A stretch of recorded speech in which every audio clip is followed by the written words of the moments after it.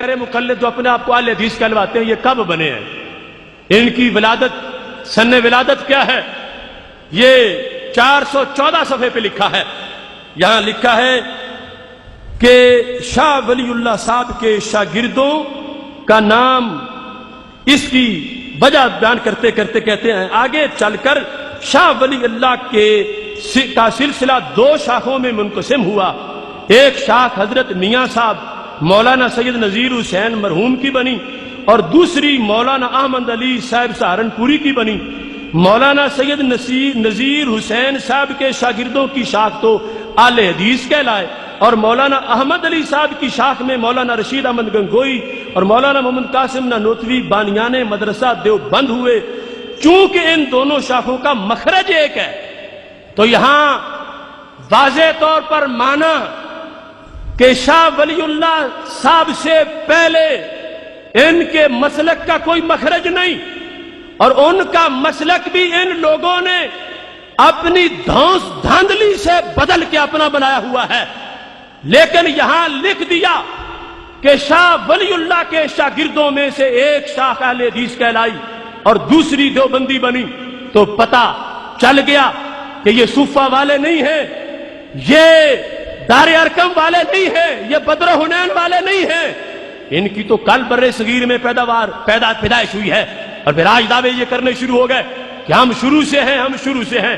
نہیں، شروع سے وہ مسلک ہے جس کو مسلک اہل سنت کہا جاتا ہے، جس کے دلائل میں نے آپ کے سامنے پیش کیے، اور ساتھ اس چیز کو بھی میں واضح کرنا چاہتا ہوں۔ یہاں یہ بتایا جاتا رہا کہ نذیر حسین دہلوی کے 2000 شاگرد سولی پہ چڑھ گئے۔ میں کہتا ہوں کرگسوں کے گھر بھی کبھی شاہین بچہ پیدا ہوتا ہے۔ جن لوگوں نے انگریز کے خلاف جہاد کو حرام کہا ہو، جن لوگوں نے انگریزوں کی جاسوسی کی ہو، جن لوگوں نے جنگ آزادی کو غدر کہا ہو، جن لوگوں نے مجاہدین جہاد آزادی کو باغی کہا ہو، بھلا ان کی بھی یہ ادائیں ہو سکتی ہیں؟ یہ میرے پاس ان کے گھر کی یہ ساری باتیں موجود ہیں۔ یہ ترجمان وہابیہ بھی صدیق حسن کا، اس کے ساتھ الاذاع جو قیامت کے بارے میں احوال کی کتاب اس شخص نے لکھی ہے، اس کا تذکرہ، اور اس کے ہمراہ میرے پاس وہ الاقتصاد فی الجہاد رسالہ جو محمد حسین بٹالوی نے لکھا، وہ ساری گواہیاں موجود ہیں۔ الاذاع کے اندر یہ واضح طور پر لکھا گیا ہے، اس مقام پر جس وقت سید عالم نور مجسم شفیع معظم صلی اللہ علیہ وسلم کی وہ حدیث جس میں فتنوں کا ذکر ہے، اس کا ذکر کیا گیا۔ اس حدیث کو لکھنے کے بعد یہاں انہوں نے اس چیز کی وضاحت کی، یہ صفحہ نمبر 28 پہ ہے۔ جنگ آزادی میرے امام فضل خیر آبادی نے لڑی، وہ کالے پانی کا ہیرو، یہ ہمارا شجرہ نسب ہے، یہ ہماری تسلسل کی داستان ہے۔ آج وہ کس منہ سے بولیں؟ یہ کتاب صدیق حسن کی الاذاع لما کان وما یکون بین یدی الساعہ، اس میں لکھا ہوا ہے، کہتا وقد فعلت مثل ذلك فی زمان الفساد الذي وقع فی اقلیم الہند بین عساکر الفرنج وحکامہم۔ کہتا ہے یہ حدیث میں جو ذکر ہے کہ فتنے کے وقت بیٹھ جانا چاہیے، میں نے ایسے کیا تھا۔ کب؟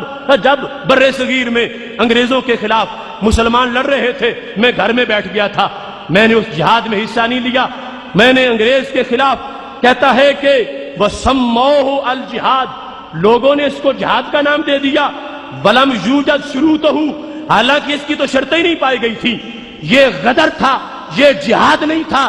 یہ جنگ آزادی کے جہاد کو غدر کہنے والے، حرام کہنے والے آج کس منہ سے بر صغیر میں اپنی تاریخ ڈھونڈتے پھر رہے ہیں؟ بر صغیر کی تاریخ ان لوگوں کی ہے جنہوں نے کالے پانی کی سزائیں لی، وہ کفایت علی کافی جیسے شیر دل جو موت کے پھندے پہ جھولتے ہوئے بھی نبی کی نعتیں پڑھتے جا رہے تھے۔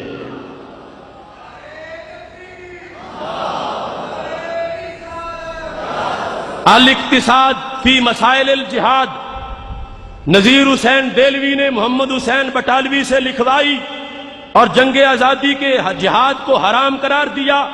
مجاہدین آزادی کو باغی کہا، مذہبی دیوانے کہا، دوزخی قرار دیا، وہ لوگ آج اپنی یہاں بیٹھ کے خانہ ساز تاریخ بنانا چاہتے ہیں۔